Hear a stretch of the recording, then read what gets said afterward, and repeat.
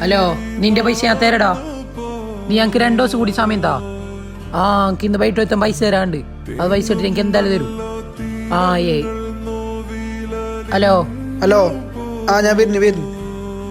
എന്തിനാണ് നീ കാണണമെന്ന് പറഞ്ഞത്? എടാ, നീ ഇന്നലെ ഞങ്ങൾക്ക് പൈസ തരാറിഞ്ഞേ. നമുക്ക് വേറെ തന്നെ കൊടുക്കാണേ, ഒന്ന് തരാൻ പറ്റുമോ? അന്റെ ഇപ്പൊ പൈസ ഒന്നുമില്ല, 2 ദിവസം സമയം താ. അങ്ങനെ പറഞ്ഞ എങ്ങനെ ശരിയാവും? എനിക്ക് കടം തന്ന പൈസ അല്ലേ? 5000 രൂപ അല്ലേ തന്നിന്? അല്ല 5 ലക്ഷം ഒന്നും അല്ലല്ലോ. എടാ, നിനക്ക് പൈസന്റെ ആവശ്യം എന്നെ സഹായിച്ചല്ലടാ. ഇപ്പൊ എന്താ അങ്ങനത്തെ വിഷയം പറയുന്നത്?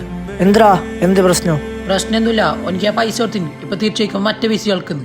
ഓ അങ്ങനെയാ? അതെന്താ പൈസ? കടം പൈസ പിന്നെ കൊടുക്കണ്ടേ? പൈസ എങ്ങനെ കഴിഞ്ഞ് ഞാൻ ഒപ്പിച്ചുതരാം. ഇനി എന്റെ പേര് പറഞ്ഞ് നാട്ടിൽ ഫുള്ള് പാടി നടക്കണ്ട.